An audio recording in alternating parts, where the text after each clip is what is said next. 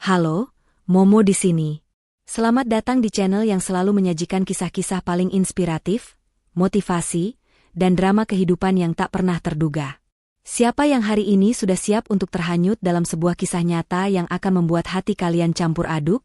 Kalau kalian sudah siap, tolong berikan like untuk video ini sebagai tanda dukungan. Jangan lupa juga subscribe dan aktifkan loncengnya supaya kalian tidak ketinggalan cerita-cerita baru dari Momo. Sebelum kita mulai, yuk kita ramaikan kolom komentar di bawah. Tulis nama kalian, asal kota, dan ketik hadir. Siapa tahu kita bisa jadi kenal lebih dekat, kan? Baiklah, dengarkan baik-baik. Ada yang bilang, cinta itu buta. Tapi apa jadinya kalau rasa cinta yang tulus justru membuat kita buta akan pengkhianatan orang terdekat? Bagaimana rasanya ketika suami yang kita cintai ternyata berselingkuh dengan sahabat terbaik kita? Mungkin banyak yang akan memilih untuk marah, menangis, atau menyerah. Tapi kisah yang akan kita dengar hari ini berbeda. Ini adalah kisah tentang seorang wanita yang memilih jalan paling tak terduga, jalan yang paling menyakitkan, hanya untuk membongkar kebusukan mereka. Ini adalah kisah tentang aku pura-pura lumpuh untuk bongkar kebusukan suami yang selingkuh dengan sahabatku. Siap-siap, karena kisah ini akan membuat kalian terkejut, marah, sedih, dan akhirnya puas. Mari kita mulai. Mentari pagi di Jakarta menembus jendela apartemen mewah milik Adelia, menyinari wajahnya yang terlelap di samping suaminya, Reno. Pemandangan itu adalah gambaran sempurna dari sebuah keluarga yang sukses dan bahagia. Adelia, seorang CEO muda di perusahaan startup teknologi yang ia bangun dari nol, memiliki segalanya, karir cemerlang, kekayaan yang melimpah, dan suami yang tampan serta mapan. Reno, arsitek kenamaan yang selalu tampil mempesona, adalah sosok yang diidam-idamkan banyak wanita. Namun, bagi Adelia, Reno adalah belahan jiwanya, cinta sejatinya, dan pondasi dari semua kebahagiaan yang ia miliki. Di atas ranjang yang luas, Adelia tersenyum saat merasakan tangan Reno membelai lembut rambutnya. "Selamat pagi, sayang," bisik Reno dengan suara serak khas bangun tidur. "Pagi juga, suamiku," jawab Adelia, memejamkan mata, menikmati momen intim yang terasa begitu hangat. "Aku sudah siapkan sarapan. Roti panggang kesukaanmu dan kopi hitam tanpa gula," ucap Reno, beranjak dari ranjang. Adelia hanya mengangguk, masih terlalu nyaman untuk bangun. Pikirannya melayang, teringat pada semua hal yang telah mereka lalui. 7 tahun pernikahan, dan cinta mereka terasa semakin kuat. Atau setidaknya, itulah yang Adelia yakini. Setelah sarapan pagi yang singkat namun penuh canda, Reno berpamitan untuk berangkat kerja. "Nanti malam aku akan pulang agak larut, ada pertemuan penting dengan klien dari luar kota," katanya, mengecup kening Adelia. Adelia, yang masih sibuk membalas pesan di laptopnya, hanya mengangguk. "Hati-hati ya, sayang. Jangan lupa makan." "Pasti. Kamu juga jangan terlalu keras bekerja," balas Reno, sebelum menghilang di balik pintu. Adelia melanjutkan pekerjaannya, tetapi pikirannya tak sepenuhnya fokus. Ada sesuatu yang mengganjal, sebuah firasat kecil yang sejak beberapa minggu terakhir mulai menggerogoti hatinya. Reno memang semakin sibuk, tapi ada detail-detail kecil yang aneh. Misalnya, parfumnya yang selalu wangi maskulin kini kadang tercium aroma manis yang asing. Panggilan teleponnya seringkali dijawab dengan nada pelan dan terburu-buru, seolah Reno menyembunyikan sesuatu. Sore itu, Adelia memutuskan untuk makan malam bersama sahabat terbaiknya, Siska. Siska adalah satu-satunya orang yang tahu seluk-beluk kisah cinta Adelia dan Reno, dan ia selalu menjadi sandaran bagi Adelia. Mereka bertemu di sebuah restoran Italia langganan mereka. "Kamu kelihatan capek, Del. Ada masalah di kantor?" tanya Siska, menyesap wine merahnya. "Bukan soal kantor, SIS. Soal Reno," jawab Adelia, menghela napas berat. "Aku merasa ada yang aneh dengannya belakangan ini. Dia jadi terlalu sibuk, dan aku sering menangkap basah dia menyembunyikan ponselnya dariku." Siska meletakkan gelasnya. "Ah, mungkin itu cuma perasaan kamu saja. Reno kan memang gila kerja, Del. Kamu tahu sendiri bagaimana ambisinya. Mungkin dia hanya sedang stres." Adelia hanya diam, tidak sepenuhnya setuju. "Entahlah, SIS. Tapi ada hal lain.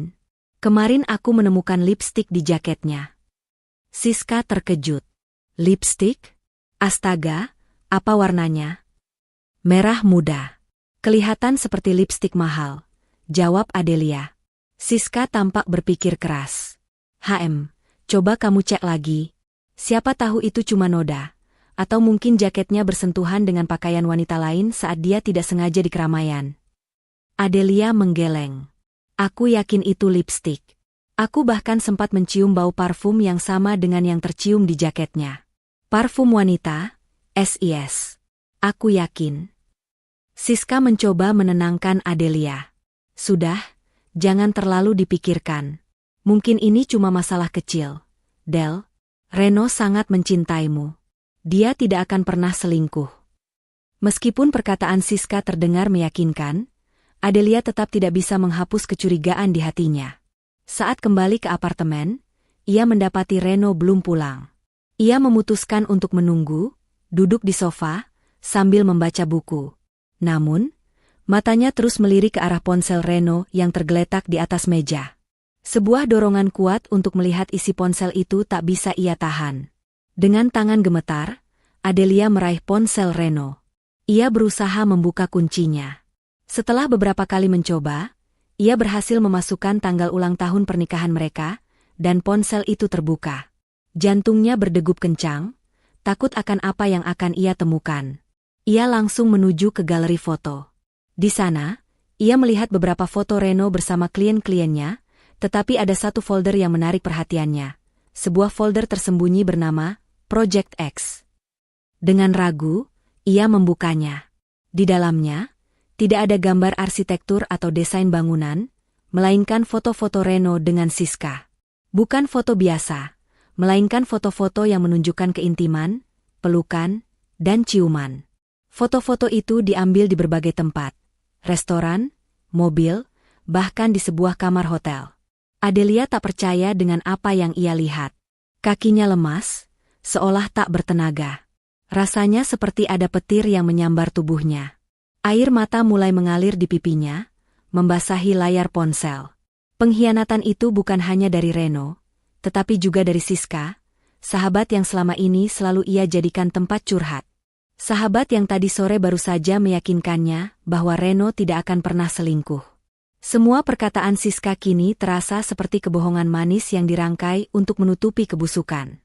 Adelia menutup ponsel itu, meletakkannya kembali ke tempat semula, dan menghapus jejak air matanya. Ia tidak ingin Reno tahu bahwa ia sudah mengetahui segalanya. Malam itu, ia tidak tidur. Pikirannya terus berputar, merangkai setiap kepingan puzzle yang selama ini ia abaikan. Setiap janji manis Reno, setiap kata-kata menenangkan Siska, kini terasa seperti racun yang perlahan membunuhnya. Di balik semua luka dan kemarahan, muncul sebuah tekad yang dingin dan kuat. Adelia tidak akan membiarkan mereka lolos begitu saja.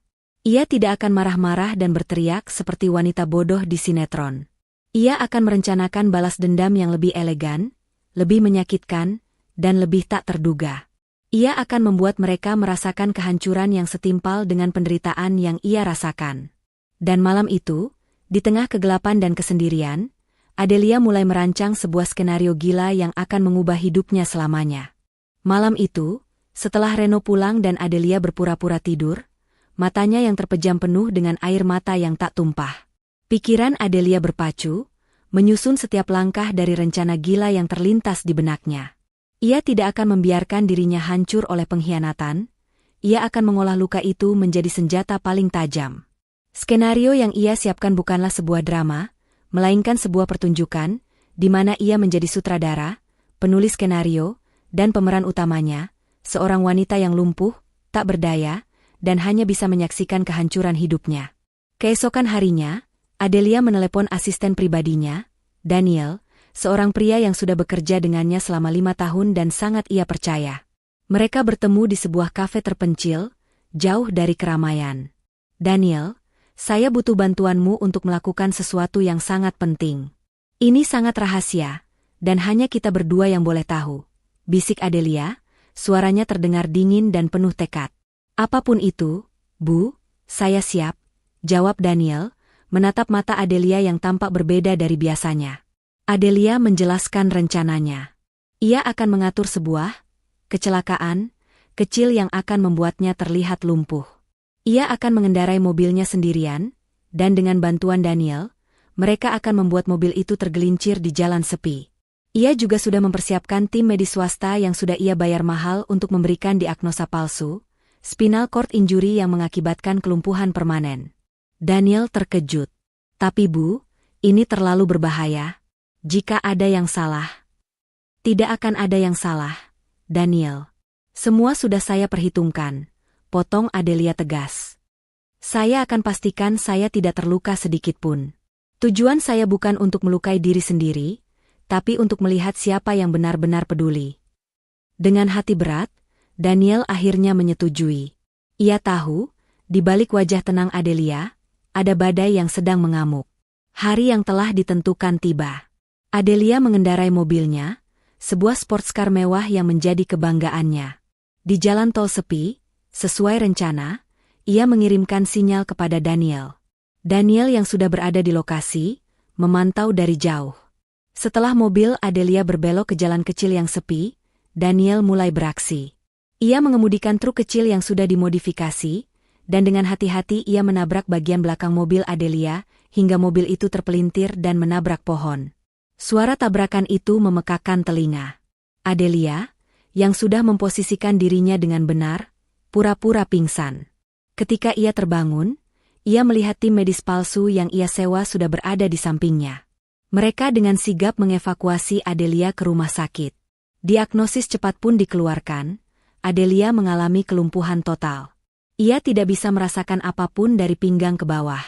Berita itu menyebar dengan cepat. Reno, yang sedang berada di kantor, menerima telepon dari Daniel. Ia langsung bergegas ke rumah sakit, disusul oleh Siska yang ikut berpura-pura cemas. Di ranjang rumah sakit, Adelia melihat dua orang itu dengan tatapan kosong. Adelia, sayang. Apa yang terjadi? Seru Reno, memegang tangan Adelia. Raut wajahnya dipenuhi kekhawatiran yang dibuat-buat, yang terlihat jelas oleh Adelia. Siska mendekat, matanya berkaca-kaca. Oh, Del, kenapa bisa begini? Aku sedih sekali melihatmu. Adelia hanya diam, membiarkan air mata mengalir pelan di pipinya. Ia membalas genggaman tangan Reno dengan lemah, lalu menoleh ke Siska. Siska, jaga Reno untukku, ya. Tolong pastikan dia tidak stres. Perkataan itu membuat Siska dan Reno saling bertukar pandang sekilas. Tatapan mereka adalah campuran dari rasa lega, simpati palsu, dan gairah yang tersembunyi. Dari sana, Adelia tahu, rencananya berjalan sempurna. Setelah dipulangkan dari rumah sakit, hidup Adelia berubah total. Ia kini duduk di kursi roda, hanya bisa bergantung pada perawat yang disewa untuk membantunya. Reno dan Siska, yang sekarang merasa bebas, mulai berani menunjukkan kemesraan mereka secara terang-terangan di belakang punggung Adelia. Reno seringkali lupa untuk memberikan perhatian kepada Adelia. Ia selalu beralasan sibuk dengan pekerjaan, dan seringkali pula ia menghabiskan waktu dengan Siska di luar, makan malam romantis, dan bahkan berlibur ke luar kota. Siska juga tidak jauh berbeda. Ia datang ke apartemen Adelia, bukan untuk menemani Adelia, melainkan untuk bertemu dengan Reno. Mereka berdua bahkan berani membicarakan rencana masa depan mereka di depan Adelia yang dianggap tak berdaya. Adelia mendengar setiap kata yang mereka ucapkan, merasakan setiap tusukan yang menembus hatinya, dan menyimpannya sebagai amunisi. Sebentar lagi, kita bisa menikah, sayang, bisik Reno kepada Siska di ruang kerja, yang dapat didengar Adelia dari ruang keluarga. Aku sudah lelah hidup seperti ini. Siska mengangguk, tersenyum sinis. Aku tidak sabar, sayang. Hidup kita akan lebih indah tanpa ada penghalang. Adelia memejamkan mata, menahan luapan emosi yang hampir meledak. Ia sudah berjanji pada dirinya sendiri untuk tidak terpengaruh. Ia harus tetap tenang, menjaga topeng lumpuhnya, sampai saatnya tiba. Di balik semua kepura-puraannya, Adelia diam-diam terus mengumpulkan bukti.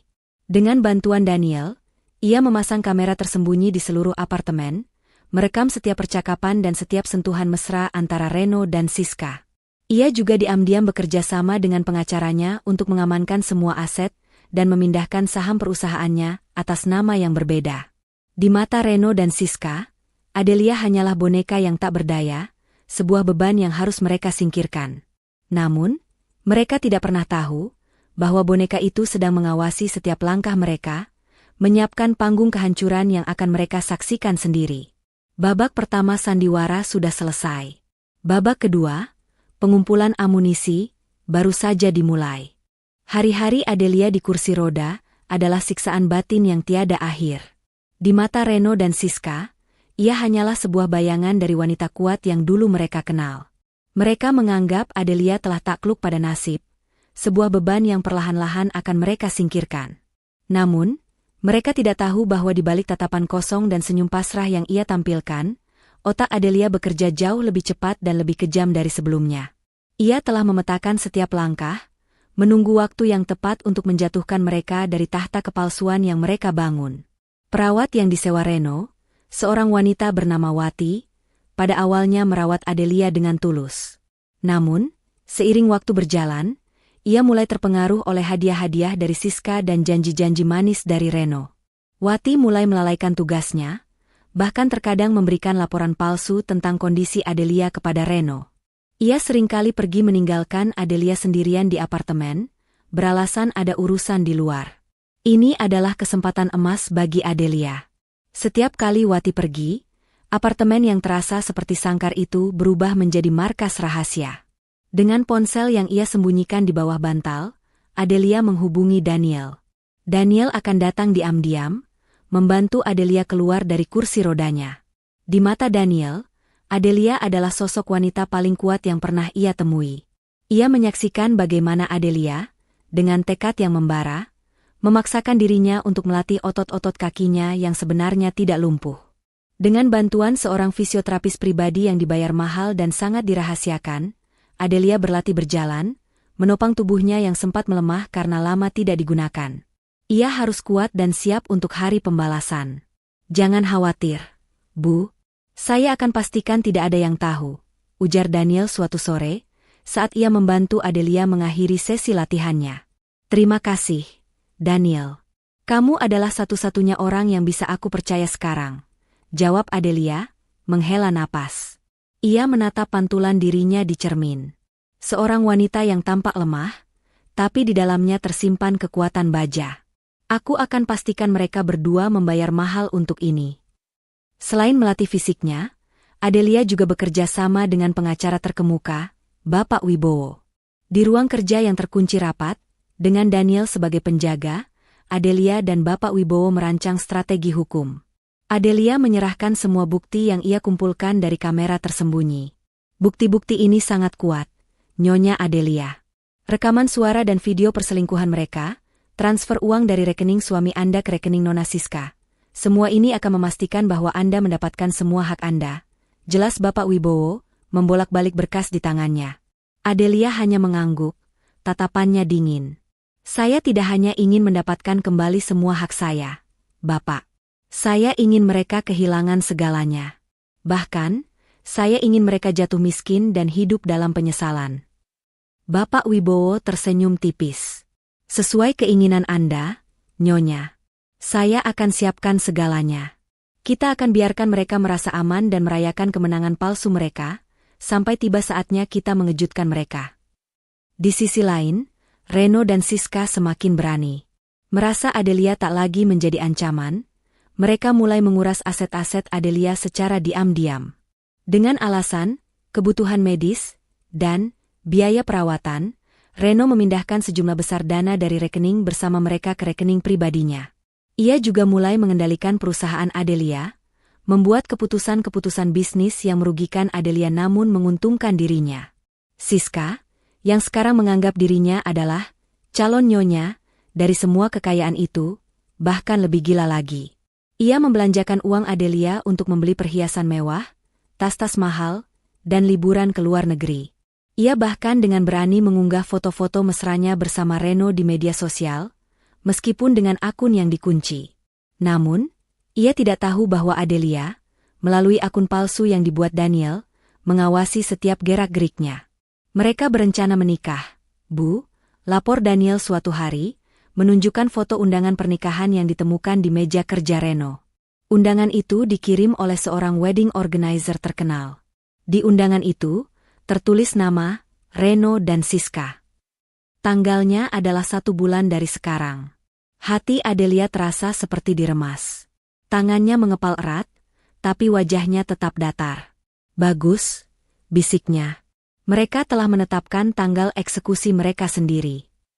Rasa sakit dan kemarahan yang mendalam kini berubah menjadi ketenangan yang menakutkan. Adelia tahu, saatnya sudah semakin dekat. Ia mengawasi Reno dan Siska yang semakin larut dalam kebahagiaan palsu mereka. Ia mendengarkan mereka membicarakan rencana masa depan mereka, rumah yang akan mereka beli, dan anak-anak yang akan mereka miliki. Setiap kata-kata manis yang mereka ucapkan satu sama lain, adalah sebuah paku yang ia tancapkan di peti mati mereka.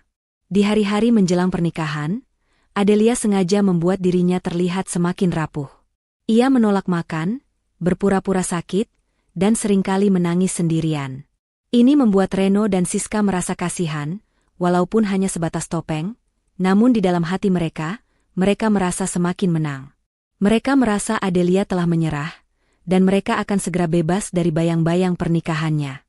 Namun, yang mereka tidak tahu, Adelia tidak menangis karena kesedihan.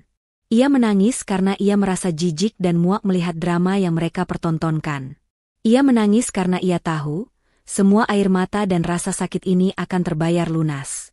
Ia akan mengakhiri sandiwara ini dengan kejutan yang paling menyakitkan, di tempat dan waktu yang paling tidak mereka duga.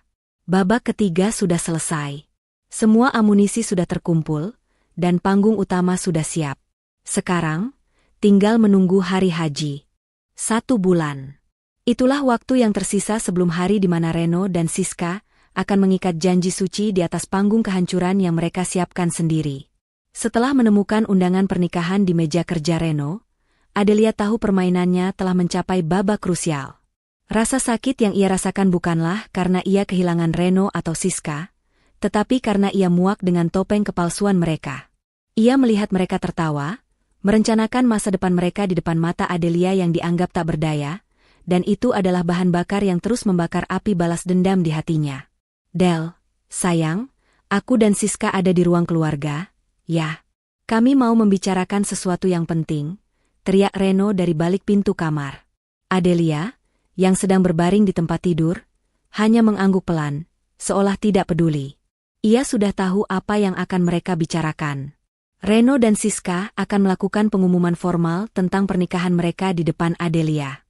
Ini adalah ujian terakhir yang paling berat, di mana Adelia harus menjaga sandiwaranya agar tetap meyakinkan. Saat Reno mendorong kursi rodanya ke ruang keluarga, ia melihat Siska sudah duduk manis di sofa, memegang sebuah map besar. Senyum kemenangan yang terpancar di wajah Siska membuat hati Adelia mual. Del, kita sudah memutuskan, ujar Reno, duduk di samping Siska. Tangan mereka bertautan, sebuah pemandangan yang membuat Adelia harus menahan diri agar tidak muntah. Siska dan aku akan menikah. Kami tahu ini mungkin berat untukmu, Del, lanjut Siska dengan nada yang dibuat-buat manis. Tapi kami tidak bisa menahan perasaan ini. Kami berdua sangat mencintai satu sama lain. Adelia hanya menatap mereka dengan mata kosong. Ia menundukkan kepala, membiarkan rambutnya menutupi wajahnya, seolah-olah ia sedang menahan tangis. Dalam hati, ia tersenyum. Drama mereka begitu murahan. Momo pikir ini adalah hal yang benar untuk kita semua, kata Reno, melanjutkan narasinya sendiri. Kamu butuh seseorang untuk merawatmu, dan Siska ia adalah wanita terbaik untuk itu. Tentu saja. Reno dan Siska bahkan sudah merancang narasi palsu untuk membenarkan perselingkuhan mereka. Reno akan meninggalkan Adelia yang lumpuh untuk menikah dengan Siska, yang mereka klaim akan menjadi perawat terbaik bagi Adelia. Sungguh ironis. Di hari-hari berikutnya, pengumuman itu menjadi santapan publik di lingkaran pertemanan mereka. Reno dan Siska dengan bangga memamerkan kemesraan mereka. Mereka bahkan mengadakan pesta pertunangan kecil yang dihadiri oleh teman-teman dekat. Adelia, tentu saja, tidak diundang. Namun, melalui Daniel, ia mendapat semua informasi tentang pesta tersebut. Adelia, dengan bantuan Daniel, mengawasi setiap detail. Ia melihat foto-foto yang diunggah oleh Siska di media sosial, di mana Siska berpose dengan gaun pertunangan yang mewah. Di salah satu foto, Reno mencium kening Siska, dan cincin berlian yang berkilau di jari manis Siska adalah cincin yang sama persis dengan yang pernah ia tunjukkan pada Adelia dulu. Adelia tahu, itu adalah cincin yang seharusnya menjadi warisan keluarga suaminya. Tapi sekarang, cincin itu berada di jari wanita lain. Marah? Tentu. Tapi Adelia sudah melampaui fase itu. Ia sekarang merasa jijik. Ia beralih dari rasa sakit menjadi kekuatan. Daniel bahkan terkejut melihat betapa tenang dan terkendalinya Adelia di tengah badai emosi. "Bu, apakah tidak sebaiknya kita berikan kejutan lebih awal?" tanya Daniel suatu pagi, saat ia membantu Adelia berlatih. Melihat mereka bahagia seperti itu membuat saya muak. Adelia menggeleng. "Tidak, Daniel. Biarkan mereka terbang setinggi-tingginya. Semakin tinggi mereka terbang, semakin sakit saat mereka jatuh. Aku akan berikan mereka hadiah terbaik di hari pernikahan mereka." Adelia dan Bapak Wibowo mengadakan pertemuan terakhir untuk menyempurnakan rencana mereka. Semua dokumen perceraian, surat tuntutan hukum, dan bukti-bukti perselingkuhan sudah siap. "Semua sudah di tangan saya, Nyonya Adelia," kata Bapak Wibowo. "Kita akan bergerak tepat pada saat yang paling dramatis. Para wartawan juga sudah saya hubungi. Mereka akan berada di sana untuk meliput pernikahan, tanpa tahu bahwa mereka akan meliput berita yang jauh lebih besar." Adelia tersenyum dingin. "Bagus. Pastikan semua wartawan dari stasiun TV dan media online terkemuka hadir. Aku ingin semua orang tahu kebusukan mereka." 1 minggu sebelum hari H, undangan pernikahan resmi tiba. Reno memberikannya kepada Adelia dengan tatapan kasihan palsu.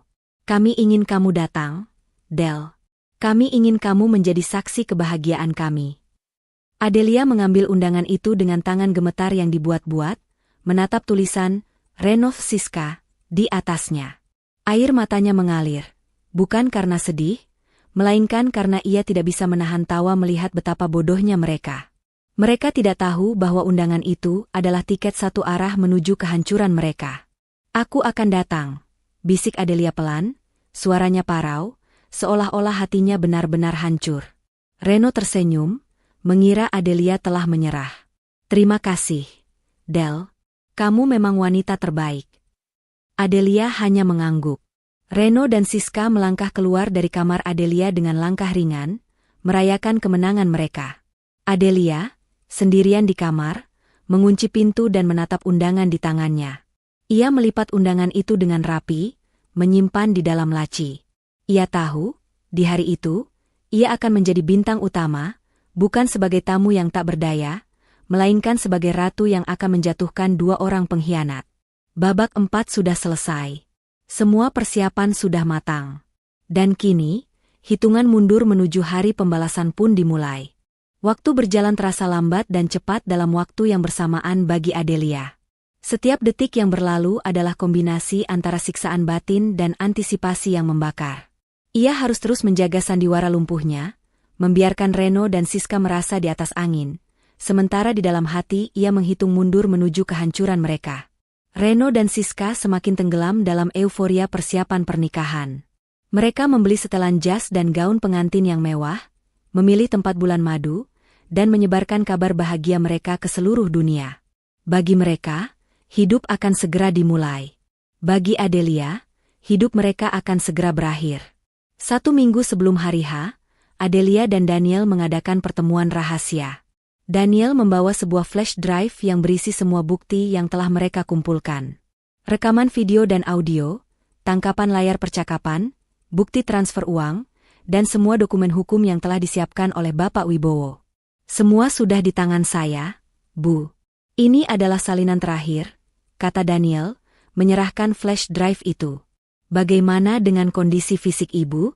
Apakah Ibu siap?" Adelia tersenyum tipis. "Aku siap, Daniel. Aku sudah berlatih setiap hari. Aku bahkan bisa berlari kecil sekarang." Daniel mengangguk, tatapannya penuh kekaguman. "Saya tahu Ibu kuat. Tapi saya tidak akan pernah menyangka Ibu bisa sekuat ini." "Aku tidak sekuat itu," Daniel. Aku hanya punya tujuan, jawab Adelia, menatap keluar jendela. Ia melihat pemandangan kota Jakarta yang gemerlap, tapi ia tidak merasakan apa-apa. Hatinya sudah mati rasa, menunggu pembalasan yang akan menghidupkannya kembali. Tujuanku adalah membuat mereka merasakan sakit yang sama, atau bahkan lebih parah dari yang mereka berikan padaku. Di sisi lain, Siska sibuk mencoba gaun pengantinnya. Ia mengundang Wati, perawat Adelia yang sekarang lebih loyal kepadanya, untuk menemaninya. Lihat, Wati, gaun ini sempurna, kan? Reno bilang aku akan menjadi pengantin tercantik di dunia, ujar Siska, berputar-putar di depan cermin. Wati tersenyum hambar. Cantik sekali, Nona Siska. Reno akan menjadi suamiku. Aku akan menjadi istri seorang arsitek terkenal, dan aku akan mendapatkan semua hartanya.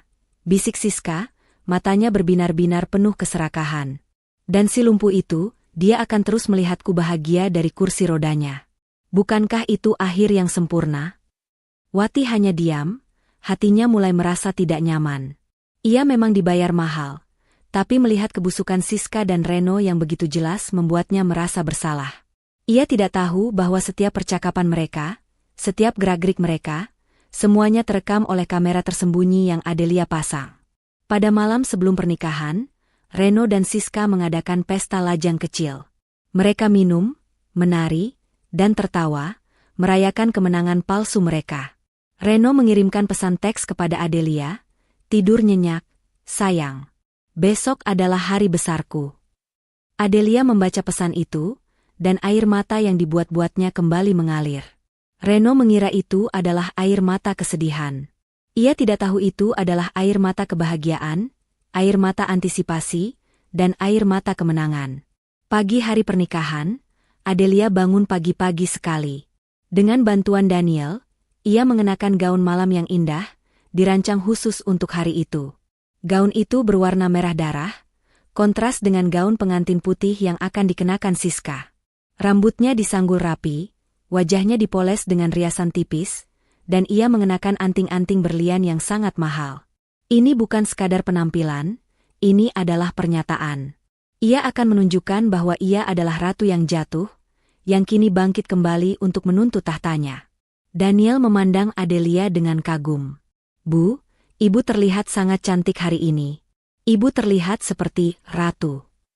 Adelia tersenyum, senyum yang tidak pernah terlihat di wajahnya sejak kecelakaan itu. Aku adalah ratu, Daniel. Dan sekarang, aku akan menuntut tahtaku kembali. Di apartemen, Reno dan Siska bersiap-siap. Mereka terlihat bahagia, sempurna, seolah-olah tidak ada yang salah. Mereka tidak menyadari bahwa di luar sana, wartawan-wartawan dari berbagai media sudah berkumpul, menunggu sebuah kisah pernikahan yang mereka kira akan sangat romantis. Mereka tidak tahu bahwa kisah yang akan mereka liput jauh lebih dramatis, jauh lebih memilukan, dan jauh lebih memuaskan dari yang mereka bayangkan. Di dalam mobil yang disopiri Daniel, Adelia melihat pantulan dirinya di kaca spion. Ia tidak lagi melihat wanita yang lumpuh, yang patah hati, dan yang lemah. Ia melihat seorang wanita yang bangkit dari abu, seorang wanita yang telah berubah menjadi api. Ia sudah siap. Semua sudah siap. Panggung sudah disiapkan. Para penonton sudah datang. Dan sekarang, saatnya untuk memulai pertunjukan. Pertunjukan yang akan mengakhiri semua sandiwara. Aroma bunga-bunga mahal, gemerlap kristal dari lampu gantung, dan alunan musik klasik yang lembut memenuhi ballroom mewah di sebuah hotel bintang 5. Suasana pernikahan Reno dan Siska begitu sempurna, begitu indah, seolah-olah tidak ada satupun cacat yang menodai kebahagiaan mereka. Reno, mengenakan setelan jas rancangan desainer, tampak gagah berdiri di altar. Di sampingnya, Siska, dalam balutan gaun pengantin putih yang berkilau, terlihat seperti bidadari yang baru turun dari surga. Mereka adalah gambaran sepasang kekasih yang ditakdirkan untuk bersama, di mata para tamu yang tak tahu apa-apa. Namun, di antara para tamu yang bersorak dan tersenyum, ada satu orang yang datang bukan untuk merayakan, melainkan untuk menyaksikan kehancuran. Pintu utama ballroom terbuka perlahan, dan seorang wanita masuk dengan kursi roda. Semua mata menoleh ke arahnya. Wanita itu adalah Adelia. Gaun merah darah yang ia kenakan kontras tajam dengan gaun putih Siska. Gaun itu seperti kobaran api yang masuk ke dalam pesta es. Adelia didorong oleh Daniel, asisten pribadinya yang setia. Wajahnya pucat, ekspresinya kosong, seolah ia adalah patung yang tak berjiwa.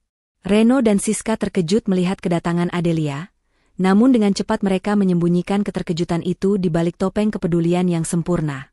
Reno tersenyum simpul dan mengangguk ke arah Adelia, seolah ia adalah seorang suami yang baik hati yang mengizinkan mantan istrinya, yang tak berdaya, hadir. Siska melambaikan tangannya dengan manis, seolah ia adalah sahabat yang baik hati yang peduli dengan kondisi Adelia.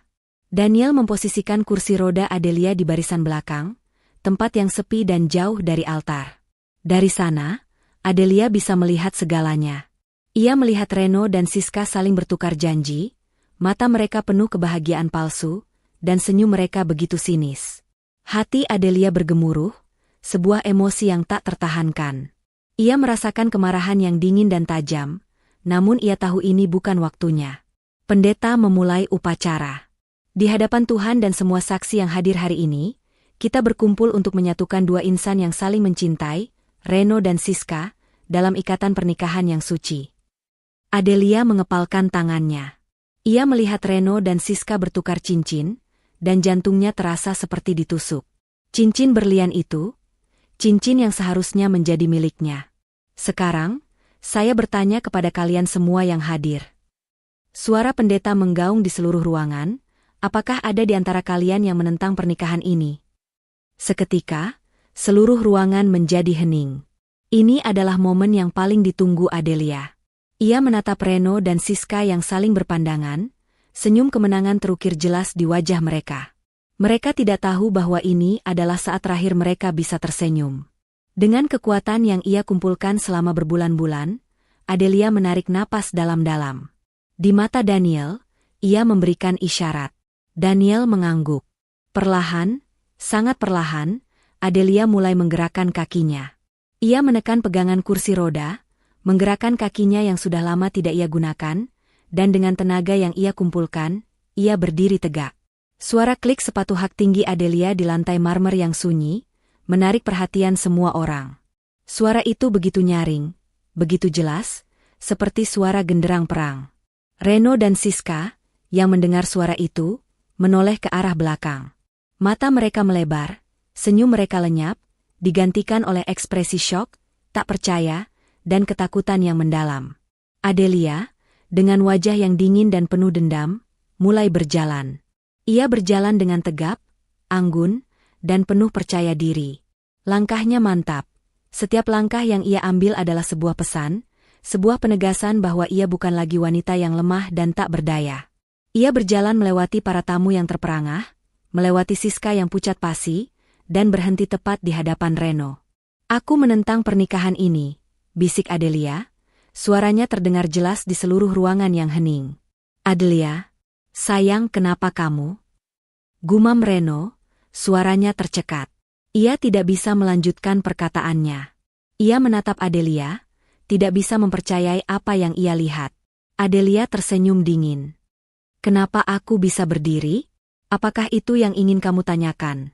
Reno, apakah kamu terkejut?" Ia melirik ke arah Siska yang kini menangis dan gemetar. "Atau mungkin kamu terkejut melihat sahabatmu yang lumpuh, tiba-tiba bisa berdiri dan menghancurkan hari paling bahagiamu." Siska melangkah maju. "Adelia, apa yang kamu lakukan? Kamu gila." "Gila? Ya, aku gila. Gila karena mencintai seorang pria yang ternyata berhati busuk dan seorang sahabat yang ternyata berkhianat," balas Adelia. Ia menoleh ke arah para tamu. "Kalian semua datang untuk menyaksikan sebuah pernikahan, tapi yang akan kalian saksikan hari ini adalah sebuah pengkhianatan." Dengan isyarat dari Adelia, Daniel mengoperasikan layar besar di belakang altar. Layar itu menyala, menampilkan sebuah video. Itu adalah kompilasi dari rekaman-rekaman rahasia, dari setiap ciuman terlarang, setiap kata-kata manis yang diucapkan Reno kepada Siska, dan setiap rencana keji yang mereka buat di belakang punggung Adelia. Suara-suara mereka terdengar jelas di seluruh ruangan. Ruangan itu dipenuhi bisik-bisik, tawa sinis, dan tatapan jijik dari para tamu. Wajah Reno dan Siska memerah, bukan karena cinta, melainkan karena malu yang mendalam. Mereka mencoba mematikan layar itu, namun Daniel sudah mengunci sistemnya. Adelia mengambil sebuah map dari Daniel dan melemparkannya ke kaki Reno. Itu adalah surat cerai kita. Ditambah dengan bukti-bukti perselingkuhanmu, aku akan pastikan kamu tidak mendapatkan apapun dari perceraian ini. Semua asetku, semua perusahaan yang aku bangun, akan kembali ke tanganku. Aku juga sudah melaporkanmu atas penggelapan dana perusahaan. Kamu akan kehilangan segalanya, Reno. Ia beralih menatap Siska. Dan kamu, Siska. Kamu akan kehilangan reputasimu, teman-temanmu, dan semua yang kamu banggakan. Kamu akan jatuh ke titik paling bawah, dan kamu akan hidup dalam penyesalan seumur hidupmu. Adelia melipat tangannya di depan dada, menatap Reno dan Siska yang kini hanya bisa terdiam dengan wajah pucat pasi. Ia sudah selesai. Panggung sandiwara sudah terbakar, dan dua pemeran utamanya sudah hangus di dalamnya. Adelia berbalik, melangkah keluar dari ruangan, meninggalkan Reno dan Siska di tengah kehancuran. Ia tidak lagi lumpuh, tidak lagi lemah, dan tidak lagi patah hati. Ia adalah ratu yang telah bangkit, dan ia telah menuntut tahtanya kembali. Ballroom mewah yang tadinya dipenuhi tawa dan alunan musik ini, berubah menjadi medan perang verbal yang kacau. Bisik-bisik para tamu berubah menjadi teriakan histeris dari Siska dan umpatan marah dari Reno. Mereka berdua berdiri membeku di atas altar, dikelilingi oleh puing-puing kehormatan dan kebahagiaan palsu mereka. Para wartawan, yang semula datang untuk meliput pernikahan, kini berebut untuk mendapatkan wawancara, mengarahkan kamera mereka ke wajah-wajah pucat Reno dan Siska yang penuh rasa malu. Bagaimana bisa kamu melakukan ini padaku? Teriak Reno kepada Siska, menunjuk ke arah layar yang masih memutar video perselingkuhan mereka. Kamu bilang dia lumpuh. Kamu bilang semuanya aman. Aku tidak tahu.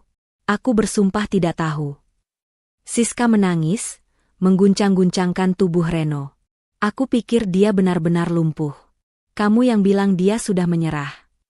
Sementara mereka saling menyalahkan, Adelia, dengan langkah yang tegap dan hati yang dingin, melangkah keluar dari ruangan. Ia tidak menoleh ke belakang. Di luar ballroom, Daniel sudah menunggu dengan mobil yang disiapkan. Adelia masuk ke dalam mobil, dan mereka pergi meninggalkan kekacauan yang ia ciptakan. Ia tidak merasakan apa-apa. Hatinya kosong, bukan karena sedih, melainkan karena ia sudah melepaskan semua beban dan rasa sakit yang selama ini ia pikul. Di dalam mobil, Adelia membuka ponselnya. Layar ponselnya dipenuhi oleh notifikasi. Media sosial meledak. Video pengungkapan Adelia menjadi viral dalam hitungan menit. Adelia bongkar kisah ngeri dan selingkuh di atas altar menjadi trending topik nomor 1. Nama Reno dan Siska kini menjadi sinonim dengan pengkhianatan dan kebusukan. Pagi berikutnya, Adelia bangun di sebuah apartemen baru yang ia beli secara rahasia. Apartemen itu minimalis, tenang, dan tidak ada jejak masa lalunya di sana. Ia merasa seperti terlahir kembali. Ia tidak lagi melihat dirinya sebagai korban, melainkan sebagai seorang pemenang. Tentu saja, pertarungan belum berakhir. Reno dan Siska, setelah berhasil kabur dari keramaian wartawan, pulang ke apartemen yang selama ini mereka jadikan sarang perselingkuhan. Mereka terkejut menemukan apartemen itu sudah kosong. Semua barang-barang berharga, perhiasan, pakaian mahal Siska, dan bahkan furnitur, sudah menghilang. Yang tersisa hanyalah kekosongan dan kenangan pahit yang tak terhapuskan. Apa yang terjadi? Siapa yang mengambil semua ini? Teriak Siska, histeris. Ia berlari ke lemari pakaian, hanya untuk menemukan lemari itu kosong. Adelia. Pasti Adelia. Reno meraung, matanya merah. Ia mencoba menelepon Adelia, namun nomornya sudah tidak aktif. Ia mencoba menelepon Daniel, namun Daniel juga tidak bisa dihubungi. Saat itu, pintu apartemen mereka diketuk. Seorang kurir datang, menyerahkan sebuah surat. Reno membuka surat itu, dan matanya membelalak. Itu adalah surat perintah pengosongan apartemen, ditandatangani oleh Bapak Wibowo. Apartemen itu, yang selama ini mereka kira adalah milik Reno, ternyata adalah milik perusahaan Adelia. Seolah itu belum cukup, telepon Reno berdering. Itu adalah bank. Mereka memberitahu Reno bahwa semua rekeningnya telah diblokir, dan semua asetnya disita. Atas perintah Nyonya Adelia, kata petugas bank itu, tanpa nada kasihan. Reno juga menerima email dari kantornya, memberitahukan bahwa ia dipecat dan semua proyeknya dibatalkan. Reputasinya sebagai arsitek terkenal hancur seketika. Di tempat lain, Siska juga mengalami nasib serupa. Ia menerima pesan dari teman-temannya, yang memaki-maki dan memutus pertemanan. Reputasinya sebagai seorang desainer interior yang glamor hancur lebur. Semua kliennya membatalkan kontrak, dan ia menjadi bahan olok-olok di media sosial. Sore itu, Reno dan Siska bertemu di jalan. Mereka tidak lagi mengenakan pakaian mewah.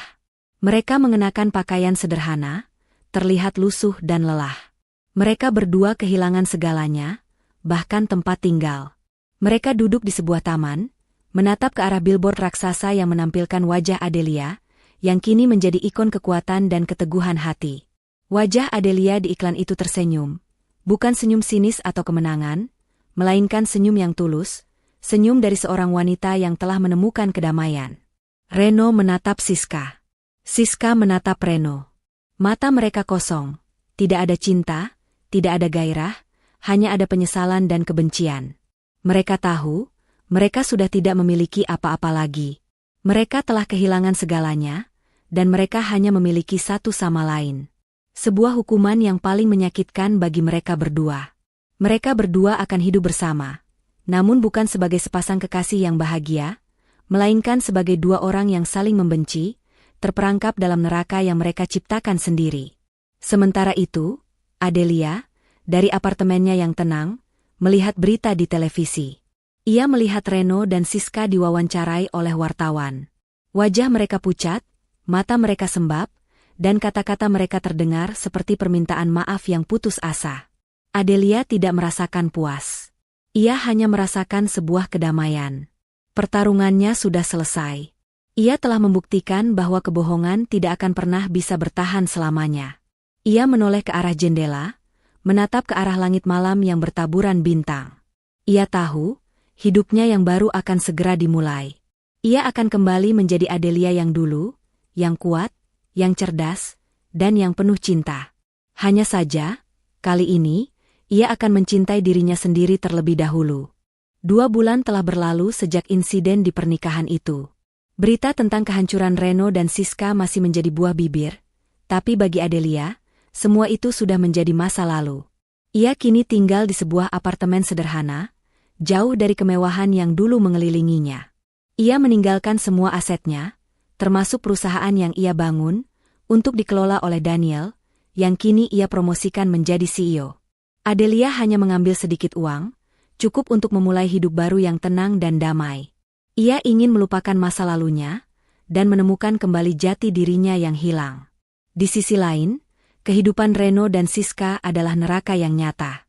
Setelah diusir dari apartemen, dipecat dari pekerjaan, dan ditinggalkan oleh semua teman mereka terpaksa hidup dalam kemiskinan. Mereka menyewa sebuah kamar kontrakan kecil di pinggir kota. Reno, yang tadinya arsitek terkenal, kini bekerja sebagai buruh bangunan, memanggul semen dan bata. Sementara Siska, yang tadinya desainer interior glamor, kini bekerja sebagai pelayan di sebuah warung makan kecil, mencuci piring dan melayani pelanggan dengan wajah yang selalu cemberut. Setiap hari, mereka saling menyalahkan. Ini semua salahmu, Siska. Kalau saja kamu tidak mengatakan Adelia lumpuh, ini tidak akan terjadi. Teriak Reno, suatu malam, saat mereka makan nasi bungkus yang mereka beli dengan sisa uang. Salahku?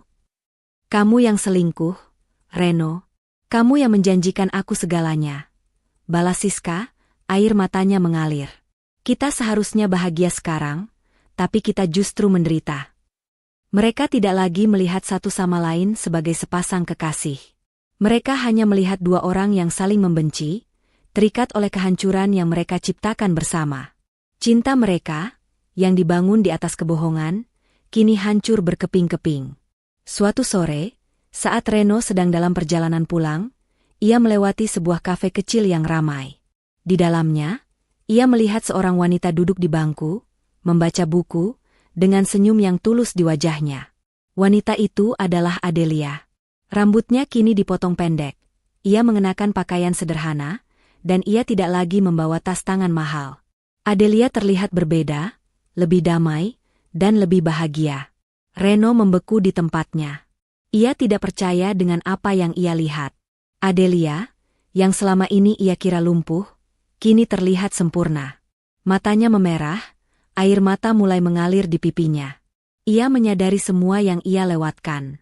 Ia menyadari bahwa ia telah meninggalkan sebuah berlian demi sebuah batu yang tak berharga. Dengan langkah ragu, ia memasuki kafe itu.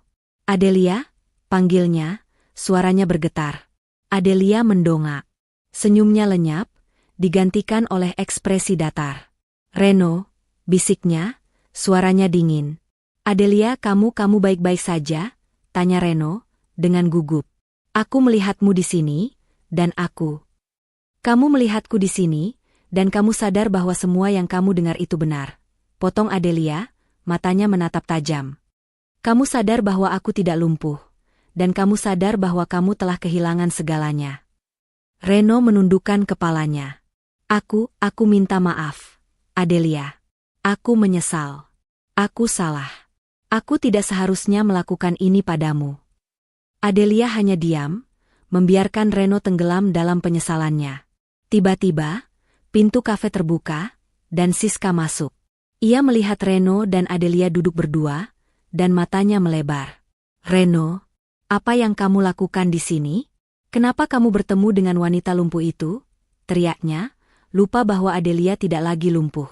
Siska mendekat, dan saat ia melihat Adelia berdiri, ia membeku. Wajahnya pucat pasi, dan ia tidak bisa mengucapkan sepatah kata pun. Lumpuh? Apakah kamu masih berpikir aku lumpuh? Siska? Tanya Adelia, suaranya dipenuhi oleh ejekan yang dingin. Kamu dan Reno, kalian berdua sangat bodoh. Kalian begitu terobsesi dengan kehancuran palsuku, sampai-sampai kalian tidak melihat kehancuran nyata yang kalian ciptakan sendiri. Siska menangis, matanya dipenuhi penyesalan. Adelia, aku minta maaf. Aku sangat menyesal. Aku tidak tahu apa yang aku pikirkan. Aku hanya terobsesi dengan gaya hidupmu. Aku menginginkan semua yang kamu miliki. Adelia menatap mereka berdua, air matanya mulai mengalir. Bukan air mata kesedihan, melainkan air mata kedamaian. Ia tidak lagi merasakan amarah, tidak lagi merasakan kebencian. Ia hanya merasakan sebuah kelegaan. Ia telah membuktikan bahwa ia tidak bisa dihancurkan. Kalian berdua telah mendapatkan apa yang kalian tanam, kata Adelia, suaranya tenang dan tegas. Aku memaafkan kalian. Tapi aku tidak akan melupakan. Aku tidak akan pernah melupakan. Dan sekarang, aku ingin kalian pergi. Pergi, dan jangan pernah muncul lagi di hadapanku. Reno dan Siska menatap Adelia, air mata mengalir di pipi mereka. Mereka tidak bisa membantah. Mereka tahu, mereka telah kehilangan kesempatan terakhir untuk mendapatkan pengampunan. Mereka berbalik, dan dengan langkah yang berat, mereka meninggalkan kafe itu. Mereka berjalan di bawah langit senja, dua orang yang hancur, dua orang yang saling membenci, terperangkap dalam kehampaan yang tak berujung. Adelia, sendirian di kafe, menatap ke arah mereka.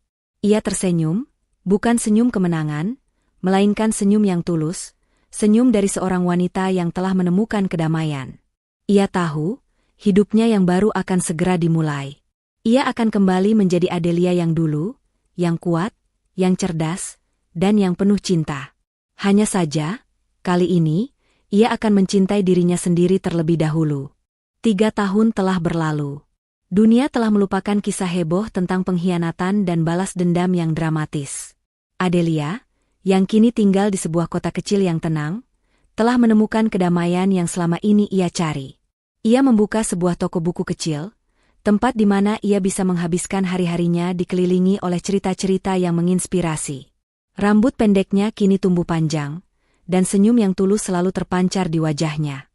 Ia tidak lagi mengejar kekayaan atau status, ia hanya mengejar kebahagiaan. Di sisi lain, kehidupan Reno dan Siska adalah sebuah penderitaan yang tak berujung.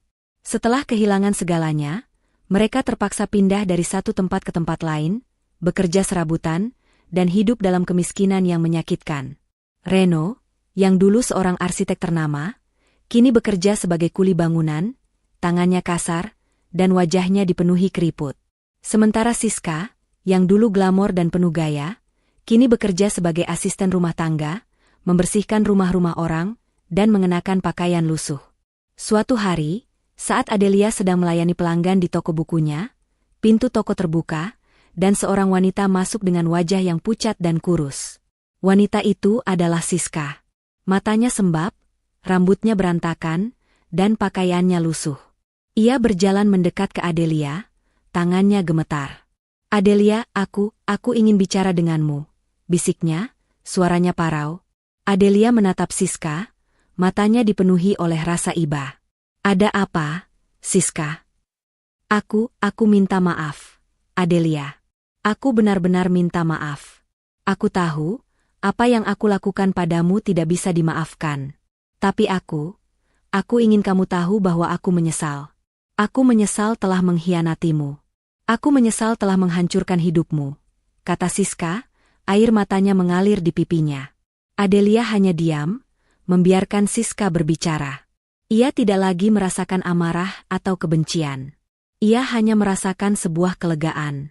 Tiba-tiba, pintu toko terbuka lagi, dan seorang pria masuk. Pria itu adalah Reno. Wajahnya yang dulu tampan kini terlihat tua dan lelah. Matanya kosong, dan langkahnya berat. Ia melihat Adelia dan Siska, dan ia menundukkan kepalanya. "Adelia, aku juga ingin minta maaf," bisiknya, suaranya bergetar. Aku adalah pria paling bodoh di dunia. Aku telah meninggalkan wanita paling berharga demi wanita yang tidak mencintaiku. Aku menyesal." Adelia menatap mereka berdua. Ia melihat dua orang yang hancur, dua orang yang menderita, dua orang yang telah mendapatkan hukuman yang setimpal. Ia tidak lagi ingin membalas dendam. Ia hanya ingin mereka menemukan kedamaian. "Aku memaafkan kalian," kata Adelia, suaranya tenang dan tegas. "Aku memaafkan kalian, tapi aku tidak bisa melupakan apa yang telah kalian lakukan. Aku tidak bisa melupakan rasa sakit yang kalian berikan padaku. Tapi aku memilih untuk memaafkan, karena aku tahu, dengan memaafkan, aku bisa melepaskan semua beban yang ada di hatiku." Siska dan Reno menatap Adelia, air mata mengalir di pipi mereka. Mereka tahu, mereka telah kehilangan kesempatan terakhir untuk mendapatkan pengampunan. Mereka berbalik, dan dengan langkah yang berat, mereka meninggalkan toko buku itu. Mereka berjalan di bawah langit senja, dua orang yang hancur, dua orang yang saling membenci, terperangkap dalam kehampaan yang tak berujung. Adelia, sendirian di toko bukunya, menatap ke arah mereka. Ia tersenyum, bukan senyum kemenangan, melainkan senyum yang tulus, senyum dari seorang wanita yang telah menemukan kedamaian. Ia tahu, hidupnya yang baru akan segera dimulai. Ia akan kembali menjadi Adelia yang dulu, yang kuat, yang cerdas, dan yang penuh cinta. Hanya saja, kali ini, ia akan mencintai dirinya sendiri terlebih dahulu. 3 tahun telah berlalu sejak Adelia, Reno, dan Siska terakhir kali bertemu. Dunia sudah bergerak maju, dan nama mereka perlahan memudar dari ingatan publik. Adelia, dengan toko bukunya yang sederhana, menemukan kebahagiaan yang tidak pernah ia rasakan di puncak kekuasaan. Ia menemukan cinta baru pada dirinya sendiri, pada kedamaian yang ia ciptakan, dan pada hal-hal kecil yang dulu ia abaikan. Toko bukunya menjadi tempat di mana ia tidak hanya menjual buku, tetapi juga cerita, harapan, dan inspirasi. Suatu sore, saat Adelia sedang merapikan rak buku, seorang pria masuk. Pria itu adalah Daniel, asisten pribadinya yang setia, yang kini menjadi CEO perusahaan Adelia. Ia datang dengan senyum di wajahnya. "Bu, saya datang untuk memberitahu Ibu bahwa perusahaan kita sudah menjadi perusahaan teknologi terbesar di Asia. Kita sudah mengambil alih beberapa perusahaan besar, dan kita juga sudah mengambil alih perusahaan bekas Reno," kata Daniel, matanya berbinar-binar. "Ibu adalah CEO yang paling sukses yang pernah saya temui." Adelia hanya tersenyum. "Daniel, itu semua berkat kerja kerasmu. Kamu yang membuat perusahaan itu sukses. Aku hanya memberikan pondasi." "Tidak, Bu. Ibu yang memberikan pondasi itu." Ibu yang memberikan inspirasi, kata Daniel, matanya dipenuhi rasa hormat. Ibu adalah wanita paling kuat yang pernah saya temui. Adelia hanya tersenyum. Ia tidak lagi mengejar kekuasaan, ia hanya mengejar kebahagiaan. Ia tahu, dengan melepaskan, ia bisa mendapatkan segalanya. Di tempat lain, kehidupan Reno dan Siska adalah sebuah penderitaan yang tak berujung. Mereka masih terperangkap dalam kehampaan yang mereka ciptakan sendiri. Mereka saling menyalahkan, saling membenci, dan tidak pernah bisa menemukan kedamaian. Mereka berdua bekerja serabutan, dan setiap hari mereka saling mengutuk. Suatu malam, saat mereka sedang makan nasi bungkus, Siska menatap Reno. Reno, aku lelah hidup seperti ini. Aku lelah saling menyalahkan. Aku lelah membencimu. Reno hanya diam. Aku merindukan masa lalu, Reno. Aku merindukan saat kita bahagia. Aku merindukan saat kita memiliki segalanya, kata Siska, air matanya mengalir. Aku tahu, ini semua salah kita. Kita yang membuat kehancuran ini. Reno menatap Siska, matanya dipenuhi penyesalan. Aku juga, Siska. Aku juga menyesal. Aku adalah pria paling bodoh di dunia.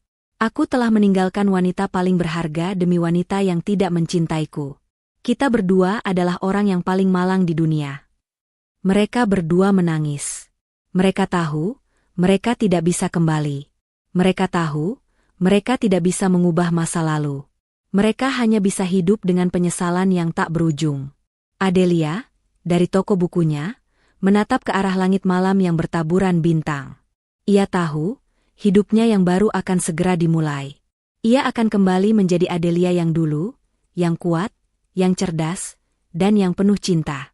Hanya saja, kali ini, ia akan mencintai dirinya sendiri terlebih dahulu. Dan dengan itu, ia menutup buku. Buku yang berisi kisah hidupnya, kisah pengkhianatan, balas dendam, dan kedamaian. Kisah tentang seorang wanita yang jatuh, bangkit kembali, dan akhirnya menemukan kebahagiaan sejati.